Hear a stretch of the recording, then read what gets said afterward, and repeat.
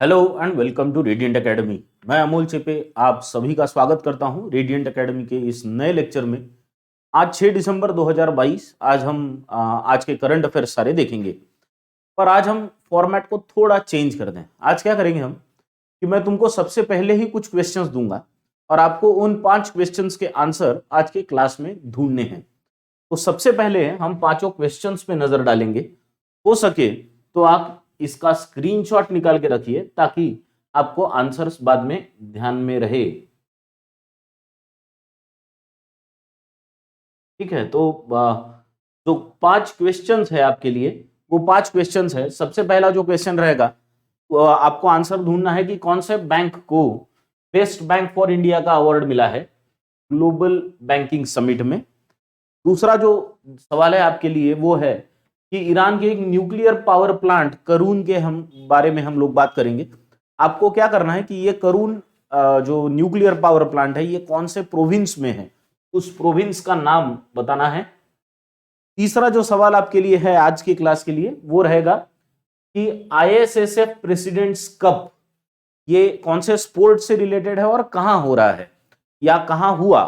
तो आईएसएसएफ का presidents cup ये कहां हुआ, इसके बारे में आपको जानकारी देनी है। साथ ही में आपको सीआईआई का फुल फॉर्म के बारे में आज बताना है।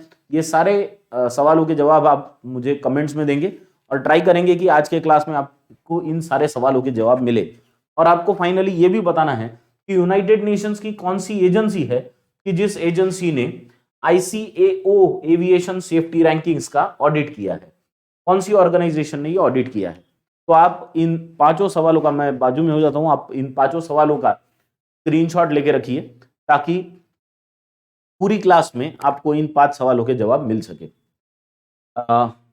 आई think we should now start with our lecture. तो आज का हमारा सबसे पहला पॉइंट है, 5वां जो सवाल था उससे रिलेटेड है कि India jumps 48 place in ICAO aviation safety rankings. अब ये ICAO क्या है? ICAO मतलब international civil aviation organisation. ICAO का मतलब है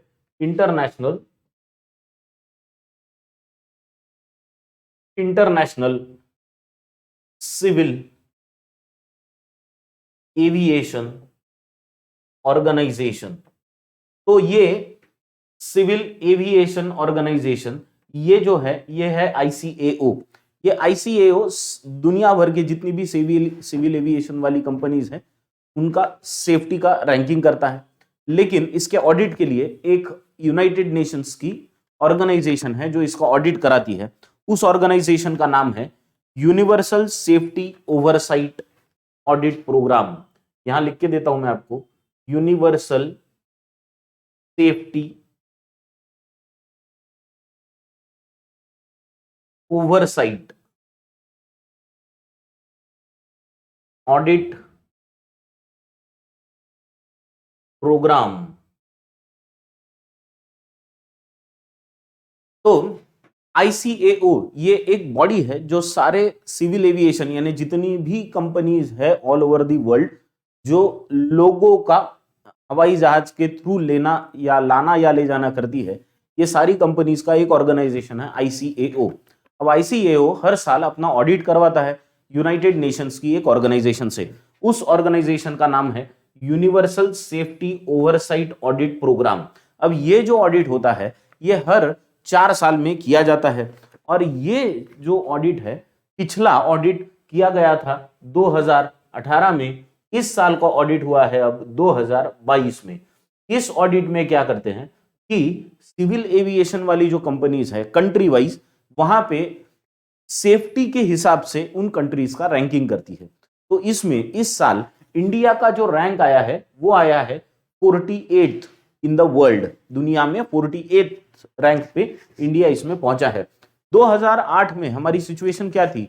तो 2008 में हमारा रैंक था 102, 102nd रैंक था हमारा 102। और उस समय पे हमको 69%, 69.95% मार्क्स या सेफ्टी रैंकिंग में हमको मार्क्स मिले थे, आप ऐसे कह सकते हैं 69.95%, यानी ऑलमोस्ट 70%। और 2018 में हमारा जो रैंक था वो था 102, पर इस साल हमने इसमें बहुत अच्छा परफॉर्मेंस किया है और हमारा रैंक 48 आया है, 48। और इस साल का जो हमारा परसेंटेज है वो है 89.5%, 89.95%। तो इस साल के हमारा परसेंटेज बहुत अच्छा है, हमारा रैंक भी बहुत बड़ा है। और इतना ही नहीं, हमने कुछ बड़ी कंट्रीज को पीछे छोड़ा है, जैसे चाइना। चाइना का जो रैंक है वो 49 है, चाइना को हम पीछे छोड़ चुके हैं। इसके साथ इजराइल, इजराइल से भी हम आगे बढ़ चुके हैं, इजराइल 50 नंबर पे है। तो ऐसी कंट्री से अब इंडिया आगे पहुंच चुका है। पहले नंबर पे जो कंट्री है जिन्होंने टॉप रैंक किया है वो है सिंगापुर, दूसरे नंबर पे आया है यूएई और तीसरे नंबर पे है साउथ कोरिया। तो ये आपको याद रखना है, 3 इंपॉर्टेंट पॉइंट्स इसमें। सबसे पहला कि ऑडिट कराने वाली जो ऑर्गेनाइजेशन है वो है universal safety oversight audit programme. जो ऑर्गेनाइजेशन है जो सारे सिविल एविएशन वाली कंपनीज को या उस पर नजर रखती है या रैंकिंग करवाती है, वो है international civil aviation organisation. India का रैंक 102 से 48 हुआ है 2018 से 2022 में। हमने चाइना और इजराइल जैसी कंट्रीज को पीछे छोड़ा है। और जो पहले 3 रैंकिंग वाली कंट्रीज है वो है सिंगापुर, यूएई और south Korea. I hope you have understood this point. अब हम चलते हैं अगले पॉइंट की ओर। अगला जो हमारा पॉइंट है वो है और एक रैंकिंग से जुड़ा हुआ, और ये जो हमारी रैंकिंग है ये रैंकिंग है मास किलिंग से रिलेटेड। तो ये रैंकिंग एक यूएस बेस्ड ऑर्गेनाइजेशन ने की है। अब इस रैंकिंग के अनुसार इंडिया में ये जो रैंकिंग करते हैं ये रैंकिंग है highest risk of mass killing के चांसेस कहां है। इसका मतलब दुनिया में सबसे ज्यादा रिस्क मास किलिंग होने की कौन से कंट्री में है। तो इसमें इंडिया का रैंक 8th आया है, 8th रैंक। तो सोचिए ये कुछ अच्छी खबर नहीं है हमारे लिए, पर इन यूएस बेस्ड ऑर्गेनाइजेशंस के बारे में अब क्या ही कहना। पर 8th रैंक हमको हमारा रैंक जो है वो 8th आया है। पिछली बार जब ये रैंकिंग हुई थी तो पिछली बार इंडिया का रैंक 2nd था। Last time when the ranking took place तो इंडिया का रैंक था 2nd। इस साल हमने उसमें अच्छा परफॉर्मेंस किया इसलिए हमारा रैंक नीचे आया है, तो हम हैं अभी 8th रैंक पे। इसमें टॉप किसने किया है, तो इसमें टॉप किया है हमारे पड़ोसी ने, ऑफ कोर्स पाकिस्तान। पाकिस्तान में सबसे ज्यादा चांसेस हैं मास किलिंग में जाने का, यानी किसी के जाने का चांस सबसे ज्यादा है पाकिस्तान में, है ना। इस साल पाकिस्तान ने टॉप किया है। दूसरे नंबर पे जो कंट्री आई है वो है यमन, और तीसरे नंबर पे आया है म्यांमार। हाँ, म्यांमार और यमन के बारे में हम लोग समझ सकते हैं क्योंकि म्यांमार में अभी थोड़ी सी इंस्टेबिलिटी है, मिलिट्री रूल है उसके कारण। पाकिस्तान के बारे में तो सबको पता है क्या है। पर इंडिया का 8th रैंक पे आना थोड़ा समझ से परे है। तो इस रैंकिंग के बारे में ये एक यूएस बेस्ड ऑर्गेनाइजेशन ने कराई है। तो एग्जाम के हिसाब से हमको ध्यान रखना है कि मास किलिंग की हाईएस्ट रिस्क के हिसाब से इंडिया का जो रैंक है वो है 8th, पिछले साल था 2nd। तो this is what we have in this point. Next तीसरा एक बहुत इंपॉर्टेंट अवार्ड से रिलेटेड है, और बैंकिंग के हिसाब से ये पॉइंट बहुत ही ज्यादा इंपॉर्टेंट है। बैंकों के ऑस्कर अवार्ड्स कहे जाने वाले, क्या कह रहा हूं ध्यान से सुनिए, बैंकों के ऑस्कर अवार्ड्स कहे जाने वाले जो अवार्ड्स है उनको बोला जाता है bankers bank of the year award. इनको कहा जाता है bankers bank of the year award. ये बैंकिंग के ऑस्कर अवार्ड्स कहे जाते हैं।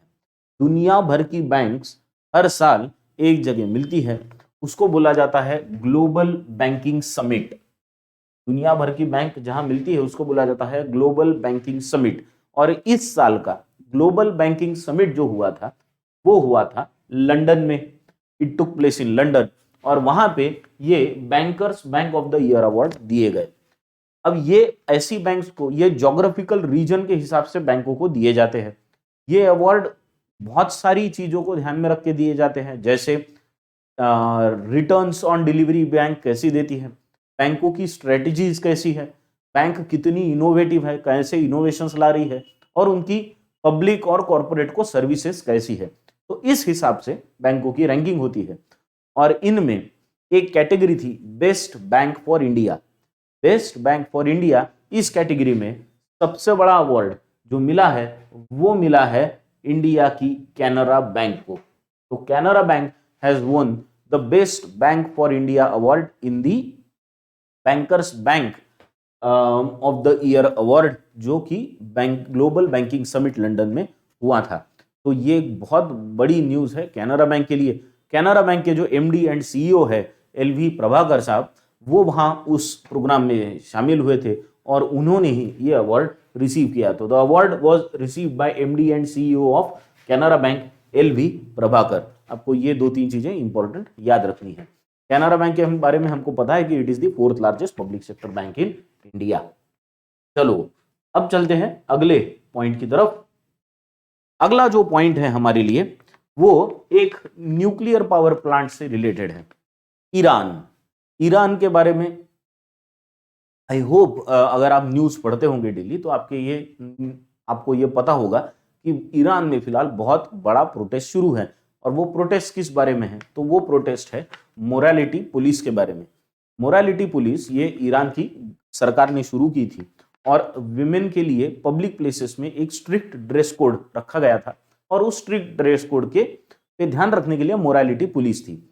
अब मोरालिटी पुलिस की कस्टडी में वहां पे एक लेडी है जिनका नाम था महसा अमीनी, जो 22 साल की थी, उनकी डेथ हो गई और इसके बाद वहां पे प्रोटेस्ट शुरू हो गए।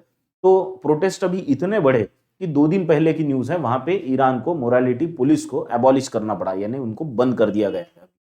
तो ये एक न्यूज ईरान से ऑलरेडी चर्चा में है। वैसे ही अब दूसरी एक ईरान के साथ जो यूएस की न्यूक्लियर डील थी उसमें भी काफी चीजें थी, जिसमें डोनाल्ड ट्रंप की जब सरकार थी तो यूएस ने उसमें से हाथ वापस ले लिया था न्यूक्लियर डील में से। ईरान भी उस न्यूक्लियर डील की काफी शर्तों को अभी मान नहीं रहा है। दुनिया भर से ईरान को, या यूएस और बाकी की यूरोपियन कंट्री से ईरान को ये हमेशा कहा जाता है, दुनिया भर में कहा जाता है कि ईरान न्यूक्लियर टेस्टिंग कर रहा है और बहुत बड़े न्यूक्लियर बॉम्ब्स बनाने वाला है। अब ईरान के पास 60% प्यूरिटी वाला यूरेनियम है। बॉम्ब बनाने के लिए 90% प्यूरिटी वाला यूरेनियम चाहिए। तो 60% प्यूरिटी वाले यूरेनियम को प्यूरिफाई करके 90% यूरेनियम बनाया जा सकता है जिससे कि न्यूक्लियर बॉम्ब बने। पर ईरान हमेशा से कहता रहा है कि हमारे यहाँ जो न्यूक्लियर प्रोग्राम्स चल रहे हैं वो बॉम्ब बनाने के लिए नहीं, तो पावर प्लांट बनाने के लिए चल रहे। तो इसी न्यूज से रिलेटेड एक न्यूज है कि ईरान का एक बड़ा 350 मेगावाट कैपेसिटी का न्यूक्लियर पावर प्लांट जिसका नाम है करून, जिसके बारे में मैंने आपको सवाल पूछा था, ये जो नया न्यूक्लियर पावर प्लांट है ईरान का, इसका नाम है करून, KAROON। लिखा नहीं है कहीं यहाँ, ठीक है, इसका नाम है KAROON। करून नाम का ये नया न्यूक्लियर पावर प्लांट है जो कि ईरान में बन रहा है। और ये ईरान के किस प्रोविंस में बन रहा है?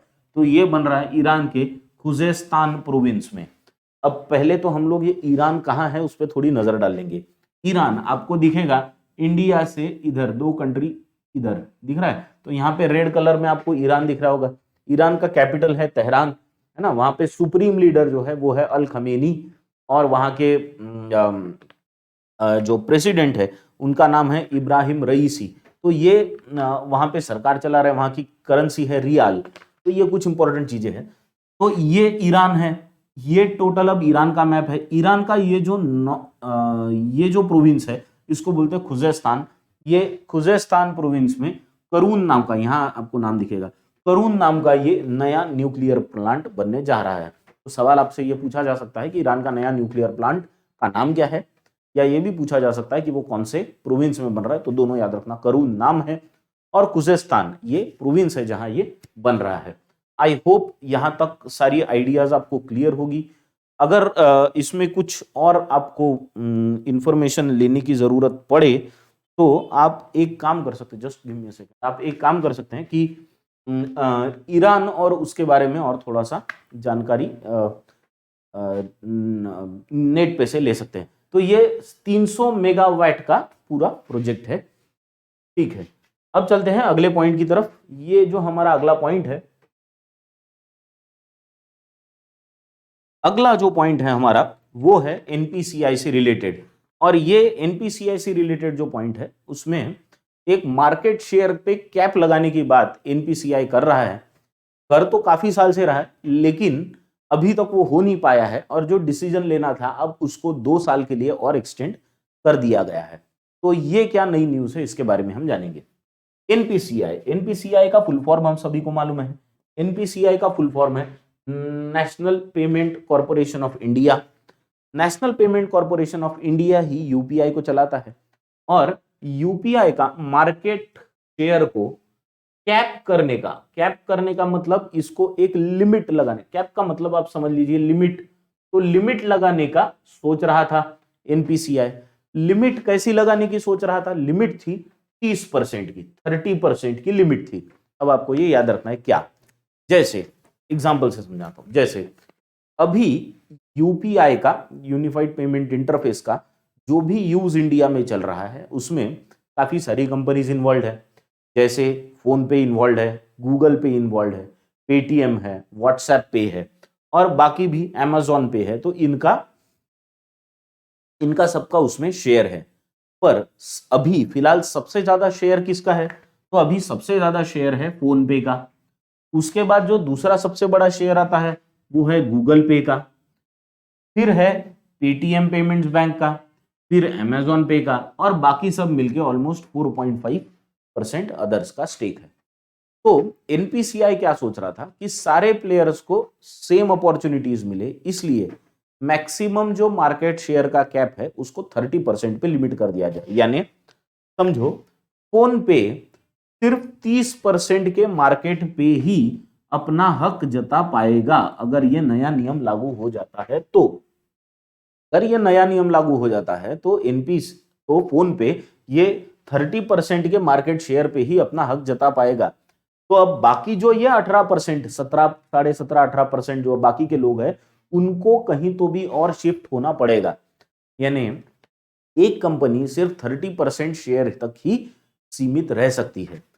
इसके हिसाब से फिर गूगल पे का भी शेयर कम हो जाता अगर ये नया नियम लागू होता, और पेटीएम को, अमेजॉन पे को, या जो भी नए प्लेयर्स है जिनका शेयर अभी कम है उनको अपने मार्केट का शेयर बढ़ाने का चांस मिलता, क्योंकि ये बहुत बड़ा मार्केट है। यानी रिजर्व बैंक ऑफ इंडिया का जो विजन है 2025 के लिए, 2025 के लिए जो आरबीआई का विजन है उसके हिसाब से यूपीआई का पेमेंट ये 50% एनुअली ग्रो करने वाला है। 50% एनुअल ग्रोथ, यानी डबल तेजी से बढ़ रहा है। तो इतने बड़े मार्केट का बड़ा मार्केट शेयर लेने के लिए सभी तरस रहे। पर अच्छी न्यूज किन के लिए आई, फोन पे और गूगल पे के लिए, क्योंकि इन्होंने तो अपना मार्केट शेयर बना के रखा है और बढ़ा भी रहे हैं।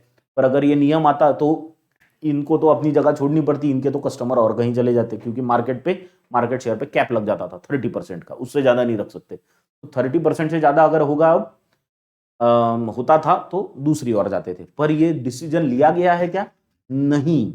ये निर्णय लेने के लिए एनपीसीआई ने 2 साल का और एक्सटेंशन दे दिया है। तो अब ये डिसीजन दिसंबर 31, 2024 तक नहीं होगा। मतलब अभी तक जैसे गेम चल रहा है यूपीआई का वैसे ही चलता रहेगा।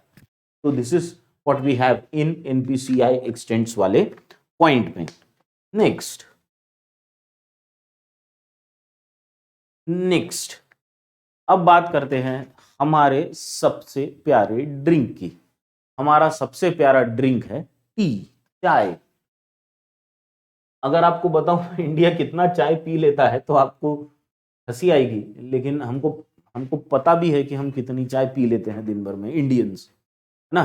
तो टी, चाय के इंपोर्टर का, इंडिया में जो चाय का प्रोडक्शन होता है उसका काफी सारा पार्ट हम एक्सपोर्ट भी करते हैं। तो हमारा जो मैक्सिमम एक्सपोर्ट होता है वो तो होता है सीआईएस ब्लॉक को। ये होता है सीआईएस ब्लॉक को। ये सीआईएस ब्लॉक वाली कंट्रीज आपको यहां दिखेगी। ये जो ग्रीन में दिख रहा है ये है पूरा सीआईएस ब्लॉक। इनको बोला जाता है Commonwealth of independent states. Commonwealth of independent states. तो ये जो कंट्रीज आपको ग्रीन में दिख रही है ये है सीआईएस। ये इंडिया से सबसे ज्यादा चाय इंपोर्ट करते हैं। बहुत चाय पीते ये लोग, अपना ही चाय पीते इंडिया का। तो यहां से जाता है चाय ये सीआईएस को। CIS का मतलब है कॉमनवेल्थ ऑफ इंडिपेंडेंट स्टेट्स। कितना चाय जाता है? तो साल भर में जाता है इनको 38 पॉइंट, यानी इस साल जो इनको चाय गई वो 38.06 मिलियन किलोग्राम्स गई है। कितनी चाय दी है हमने इनको? इनको हमने चाय पिलाई है 38.6 किलोग्राम्स की, मिलियन किलोग्राम्स की, 38.6 किलोग्राम नहीं, 38.6 मिलियन किलोग्राम्स। पर इसके बाद अब सेकंड नंबर पे जो आया है वो है यूएई, और यूएई को हमने इस साल 28.58 मिलियन किलोग्राम्स की चाय बेची है। तो यूएई इस तरह से सेकंड सबसे लार्जेस्ट टी इंपोर्टर बना है इंडिया का। और ये जो ग्रोथ है ये ऑलमोस्ट 160% की ग्रोथ है, 159% की ग्रोथ ईयर ऑन ईयर, यानी पिछले 9 महीने में, पिछले साल 2021 में जनवरी से सितंबर तक जितना चाय इंपोर्ट किया था उससे 160% ज्यादा चाय यूएई ने इंडिया से इंपोर्ट किया है। अब इसको आप चाय डिप्लोमेसी कर लो या चाय पे चर्चा कर लो। कल हमने क्या बात की थी कि यूएई ब्रह्मोस मिसाइल इंडिया से ले रहा है, आकाश मिसाइल भी लेने की बात कर रहा है, बराबर है। तो इसकी बात मुझे तो लगता है पहले हमारे एक्सटर्नल अफेयर्स मिनिस्टर गए होंगे वहां, या प्राइम मिनिस्टर गए होंगे, तब पिए होंगे चाय। पहले बोलेंगे हाँ चाय है बहुत अच्छी है, पहले चाय बेच दी, अब चाय बेच दी, चाय के बाद अब शुरू कर दिया मिसाइल बेच दो। तो धीरे धीरे चाय पे चर्चा की और ब्रह्मोस मिसाइल, आकाश मिसाइल, अब ये सब यूएई को बेचने का चल रहा है प्लान। तो ये बहुत अच्छा प्लान है, और ये तो है दुनिया का, यानी दुनिया में हम काफी सारी चाय बेच रहे हैं। हम इंडियंस चाय पीने में हमारी बराबरी तो दुनिया का कोई कंट्री कर ही नहीं सकता।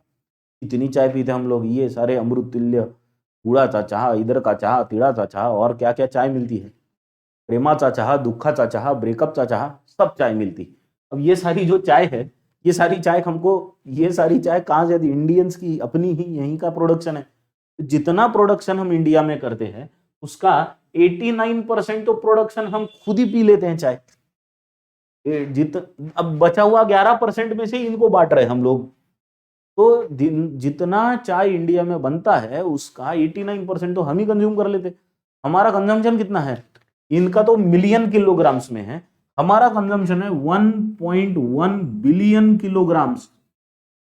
जस्ट इमेजिन हम कितना कंज्यूम करते हैं चाय, 1.1 बिलियन किलोग्राम्स चाय हम लोग कंज्यूम कर लेते। तो ये एक बहुत इंपॉर्टेंट न्यूज है, नॉलेज के हिसाब से भी इंपॉर्टेंट है। ठीक है, चलो तो अब यहीं इस पॉइंट को यहीं रोकेंगे, इसके आगे चलेंगे। अब जो हमारे पास दो इंपॉर्टेंट पॉइंट्स है वो है स्पोर्ट्स से रिलेटेड, और दोनों पॉइंट्स बहुत ज्यादा इंपॉर्टेंट है, एग्जाम में सवाल बनेगा ऐसे पॉइंट्स है। कौन से पॉइंट्स है? पहला तो पॉइंट है इंडिया के शूटर रुद्राक्ष पाटिल, इंपॉर्टेंट चीज महाराष्ट्र से ही है। तो इंडिया के शूटर है रुद्राक्ष पाटिल, इन्होंने ISSF के प्रेसिडेंट्स कप को जीत लिया है। ISSF के प्रेसिडेंट्स कप को, प्रेसिडेंट्स कप चाहिए यहां पे, ISSF के प्रेसिडेंट्स कप को जीत लिया है। ISSF का मतलब क्या? ISSF यानी international shooting sport federation. ISSF का मतलब है इंटरनेशनल शूटिंग स्पोर्ट फेडरेशन। ये क्या है? साल भर में दुनिया भर में साल भर में काफी सारी शूटिंग की कॉम्पिटिशन्स होती रहती हैं। अब उनमें से जो टॉप 12 सबसे 12 टॉप के जो प्लेयर्स है, जो कि सारी दुनिया भर की ये कॉम्पिटिशन जीत के ही वो रैंकिंग पे पहुंचे, इनकी एक यानी टॉपर्स की कॉम्पिटिशन, ऐसा समझिए। तो एक टॉपर्स की कॉम्पिटिशन होती है जिसको कहा जाता है ISSF प्रेसिडेंट्स कप। तो ये टॉपर्स की कॉम्पिटिशन है। ये टॉपर्स की कॉम्पिटिशन कहां हुई थी? 2022 की ये टॉपर्स की कॉम्पिटिशन हुई थी कायरो में, इजिप्ट। कायरो में, इजिप्ट में ये कॉम्पिटिशन हुई। अब ये कॉम्पिटिशन में शूटर जो है इंडिया के रुद्राक्ष पाटिल, इनकी भिड़ंत हो गई डैनिलो सोलाजो से। अब सोलाजो है ये इटालियन है, अभी फिलहाल दुनिया में पहले नंबर पे है। तो ये अभी फिलहाल तो वर्ल्ड नंबर 1 है। और कुछ ही दिन पहले वर्ल्ड चैंपियनशिप हुई थी, तो वर्ल्ड चैंपियनशिप में भी यही दो लोग मिले थे, रुद्रांश पाटिल और डैनिलो सोलाजो। ये दोनों वर्ल्ड चैंपियनशिप में भी मिले थे। उसमें भी रुद्राक्ष पाटिल ने डैनिलो सोलाज़ो को हराया था। और अभी फिलहाल इस हिसाब से वर्ल्ड चैंपियन कौन है? रुद्राक्ष पाटिल है। He is world champion. अब जरा देखिए ये मैच में कंपटीशन कैसी थी। अब ये मैच में कंपटीशन देखना कैसी थी, ठीक है ना। अब ये कंपटीशन कैसी थी, एक और पे है इंडिया की तरफ से रुद्राक्ष पाटिल जो कि वर्ल्ड चैंपियन है, दूसरी ओर से है वर्ल्ड नंबर 1 डैनिलो सोलाज़ो। और 10 मीटर एयर राइफल में इनकी कंपटीशन हुई जिसमें 16-8 के डिफरेंस से रुद्राक्ष पाटिल ने डैनिलो सोलाज़ो को हरा के ISSF प्रेसिडेंट्स कप जीत लिया। तो this is a big news, very big news. बहुत बड़ी टूर्नामेंट्स की टूर्नामेंट है ये। तो उसको जीतने वाले रुद्राक्ष पाटिल बने हैं। इनके फादर पालघर से है और वहां पे बड़े पुलिस अधिकारी हैं। तो उनका छोटा लड़का है रुद्राक्ष पाटिल। तो he has finally achieved a very very important feet after world championship. This is another big feet.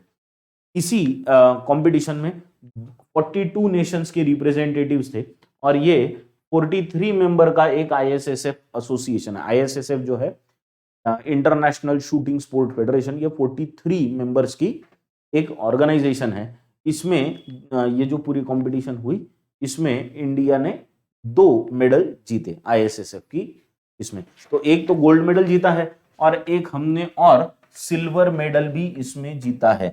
ये जो सिल्वर मेडल हमने जीता है वो जीता है अंजुम मोदगिल ने। अंजुम, आपको ये भी याद रखना है, अंजुम मोदगिल, अंजुम मोदगिल। तो इन्होंने सिल्वर मेडल जीता है 50 मीटर एयर राइफल में। रुद्राक्ष पाटिल ने जो जीता है वो जीता है 10 मीटर राइफल में और इन्होंने जो जीता है वो 50 मीटर में जीता है अंजुम मोदगिल ने। और वो उनको सिल्वर मेडल मिला, वो फाइनल में हार गई। तो ये ISSF से रिलेटेड, प्रेसिडेंट्स कप से रिलेटेड न्यूज है। कहाँ हुई थी इस पे आपको सवाल है तो उसका जवाब यहाँ पे आपको मिल जाएगा। ये कहाँ हुई थी? कायरो, इजिप्ट में। आई होप यहां तक क्लियर होगा। अब हम चलेंगे अगले पॉइंट की तरफ। जैसा मैंने अभी कहा कि 2 बहुत इंपॉर्टेंट न्यूज है। दूसरी इंपॉर्टेंट जो न्यूज है वो आ रही है थाईलैंड से। थाईलैंड से कैसे? तो वहां पे अंडर 17 वुमेन्स सिंगल का अंडर 17 वुमेन्स सिंगल का बैडमिंटन का फाइनल खेला गया जिसको हम बैडमिंटन एशिया जूनियर चैंपियनशिप कहते हैं। एशिया जूनियर चैंपियनशिप का बैडमिंटन का एशिया जूनियर चैंपियनशिप में अंडर 17 वुमेन्स सिंगल फाइनल खेला गया जिसमें उन्नति हुडा ऐसे फाइनल में पहुंचने वाली ये पहली इंडियन विमेन बनी है।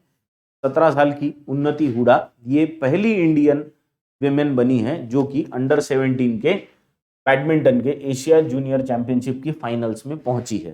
तो फाइनल में ये she lost her match. Final में तो ये मैच नहीं जीत पाई लेकिन वहां तक पहुंचने वाली पहली महिला बनी है और इन्होंने वहां पे सिल्वर मेडल जीता है। She von silver medal. तो ये एक इंपॉर्टेंट चीज हमारे ध्यान में रखने लायक है। आपसे ये भी सवाल पूछा जाएगा कि बैडमिंटन का एशियन जूनियर चैंपियनशिप ये कहाँ हुआ था? तो आपको याद रखना है नॉन्थाबुरी थाईलैंड में ये हुआ था। नॉन्थाबुरी थाईलैंड। फाइनल में वो नहीं जीत पाई लेकिन फिर भी उनको सिल्वर मेडल मिला है। इतना ही नहीं तो ये पूरी टूर्नामेंट में हम 5 मेडल्स लेके आए हैं। ये एक सवाल और बन सकता है कि एशियन जूनियर चैंपियनशिप बैडमिंटन में हमने कितने मेडल्स जीते। तो आपको याद रखना है कि टोटल 5 मेडल्स हमने जीते जिनमें 3 सिल्वर मेडल्स हैं, 3 सिल्वर है और 2 ब्रॉन्ज मेडल्स है। ये 2 चीजें आपको ध्यान में रखनी है। 3 सिल्वर है और 2 ब्रॉन्ज मेडल्स है। ये चीज आपको याद रखनी है। तो आपको याद रखना है कि अंडर 17 वुमेन सिंगल फाइनल जो हुई बैडमिंटन की एशिया जूनियर चैंपियनशिप वो थाईलैंड के नॉन्थम्बुरी में हुई थी और इसमें पहुंचने वाली पहली इंडियन महिला जो है उनका नाम है उन्नति हुडा। आई थिंक यहां भी हमको अगले पॉइंट की ओर जाना चाहिए। अगला जो हमारा पॉइंट है वो है दो इंपॉर्टेंट अपॉइंटमेंट से रिलेटेड। अब ये कौन सी अपॉइंटमेंट्स है जिन पे हमको ध्यान देना है? तो ये अपॉइंटमेंट्स है, सबसे पहले तो चेयरपर्सन के बारे में अपॉइंटमेंट है जो नेशनल स्टैटिस्टिकल कमीशन के चुने गए हैं। नेशनल स्टैटिस्टिकल कमीशन जो है उसके चेयरपर्सन जो चुने गए हैं वो है Rajiv Laxman Karandikar. Rajiv Laxman Karandikar from Bhopal, he comes from Bhopal basically. वो अभी नेशनल स्टैटिस्टिकल कमीशन के चेयरपर्सन करके चुने गए हैं। तो ये एक इंपॉर्टेंट अपॉइंटमेंट हमको ध्यान में रखनी है। दूसरी इंपॉर्टेंट अपॉइंटमेंट जो हमको याद रखनी है वो है विजेंद्र शर्मा जी की। विजेंद्र शर्मा जी ये आईसीएआई के नए प्रेसिडेंट चुने गए हैं। ICAI stands for Indian cost and accountants institute, institutes of cost and accountants in India. तो institute of cost and accountants of India, इसके प्रेसिडेंट के तौर पे विजेंद्र शर्मा जी को चुना गया है। तो ये दो अपॉइंटमेंट्स हमको याद रखनी है, इनको आप वन लाइनर्स की तरह भी याद कर सकते हैं। नेक्स्ट आगे जो अब हम जाएंगे, अगला जो हमारा पॉइंट है वो है पद्म भूषण अवार्ड के बारे में। 2022 का पद्म भूषण अवार्ड जो दिया गया है ये इंडिया का 3rd हाईएस्ट सिविलियन अवार्ड होता है। भारत रत्न जो टॉप का हाईएस्ट सिविलियन अवार्ड है इंडिया में, उसके बाद आता है पद्म विभूषण अवार्ड जो 2nd हाईएस्ट अवार्ड है, and 3rd highest civilian award जो है इंडियंस को दिया जाता है, जो इंडिया में दिया जाता है वो है पद्म भूषण अवार्ड। और ये इस साल का पद्म भूषण अवार्ड किसको मिला है? तो ये दिया गया है अल्फाबेट और गूगल के सीईओ जो है सुंदर पिचाई, इनको। अब सुंदर पिचाई के बारे में वैसे बहुत लोगों को बताने की जरूरत तो है नहीं, गूगल और अल्फाबेट के सीईओ है। और इनको सैन फ्रांसिस्को में जाके इंडिया के जो एम्बेसडर है यूएस के लिए, उनका नाम है तरनजीत सिंह संधू।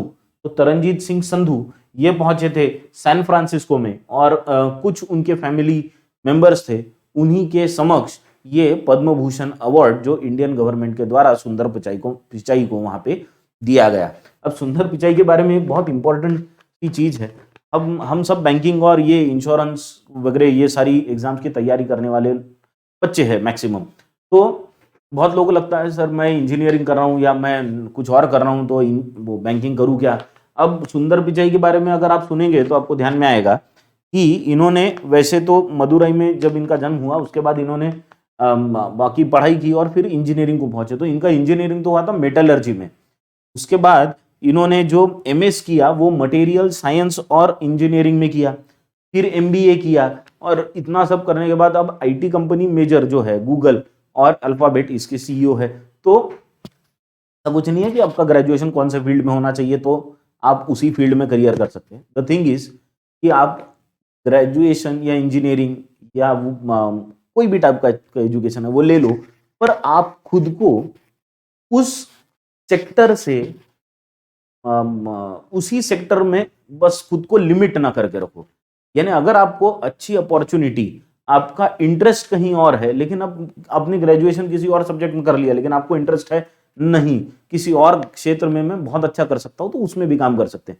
लिमिट करने की जरूरत नहीं है खुद को अपने ग्रेजुएशन के हिसाब से। नहीं तो मैंने बहुत बच्चों को देखा है जो बच्चे कहते हैं कि सर मैंने तो वो मैकेनिकल में इंजीनियरिंग किया है या मैंने तो सिविल में इंजीनियरिंग किया है, मैं उसी फील्ड में काम करूंगा।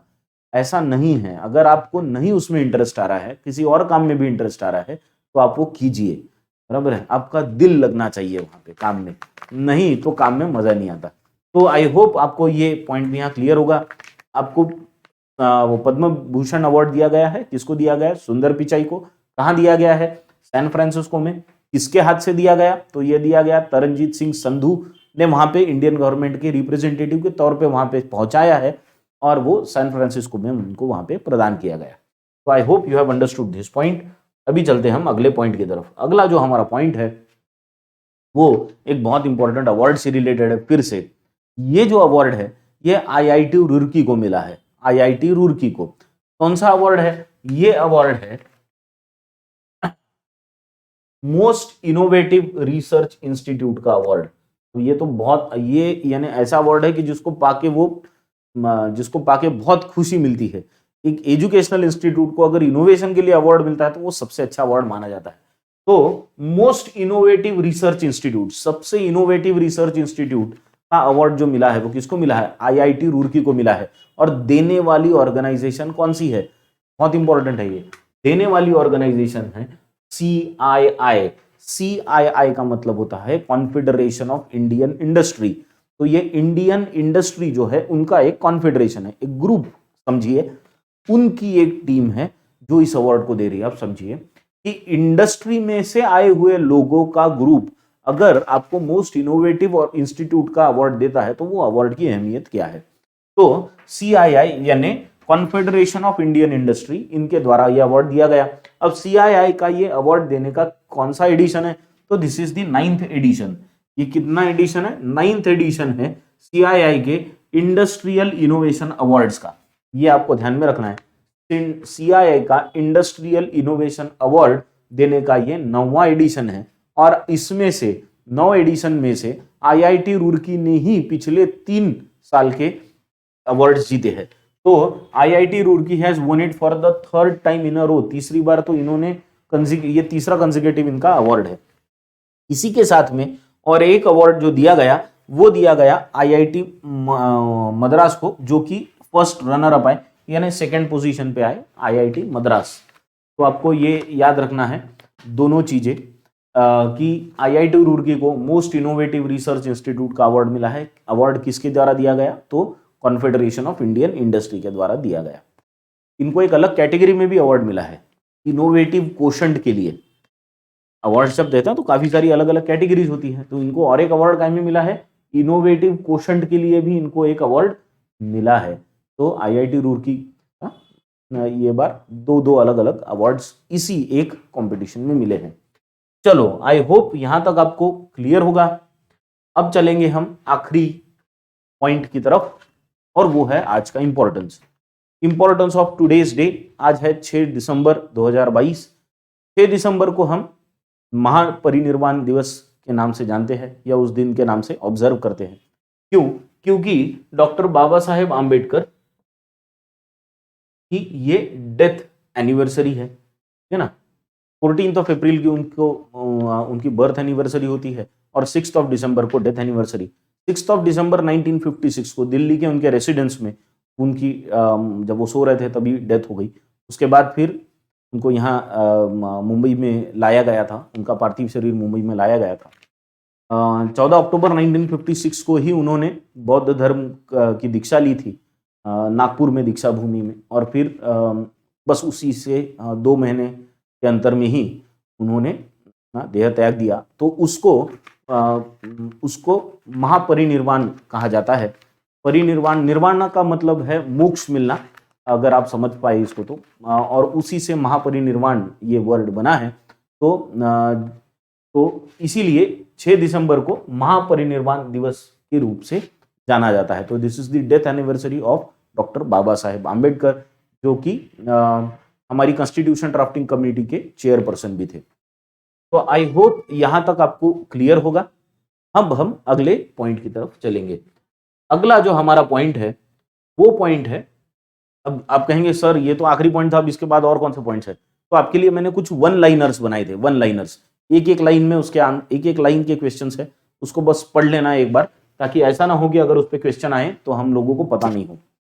अभी कुछ दिन पहले मैंने आपको कहा था कि चाइना ने इंटरनेशनल स्पेस स्टेशन बना रहा है, चाइना, जिसका नाम है टियांगोंग। तो ये इंटरनेशनल स्पेस स्टेशन में 3 एस्ट्रोनॉट्स को भेजा था यहां से। तो ये जो 3 एस्ट्रोनॉट्स वहां पहुंचे, तो वहां पे जो ऑलरेडी 3 एस्ट्रोनॉट्स काम कर रहे थे उनको वापस आना था।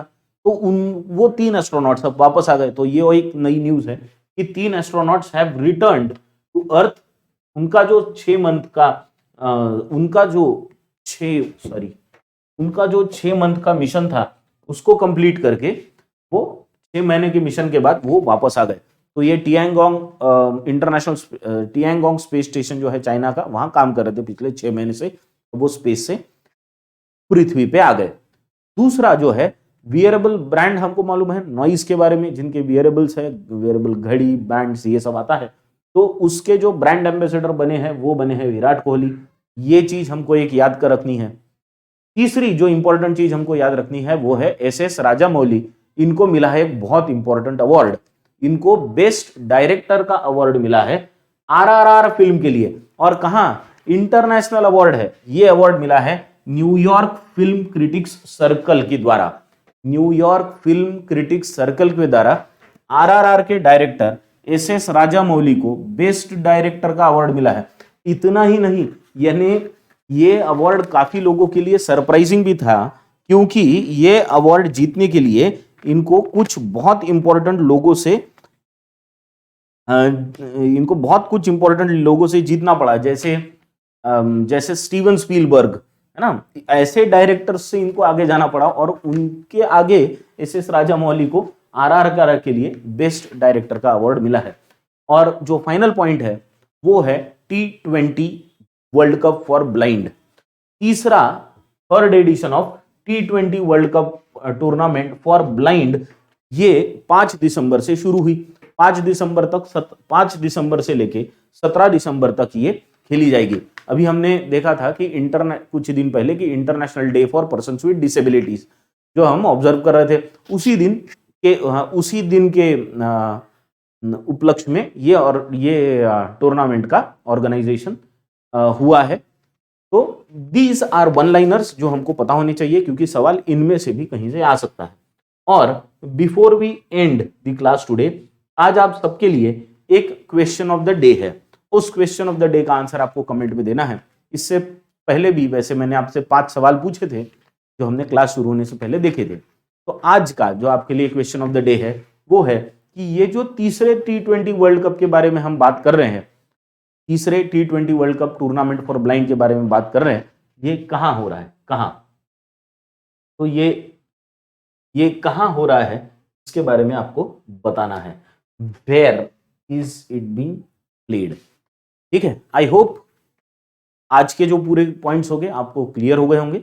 आज हम यहीं रुकेंगे। Thank you very much.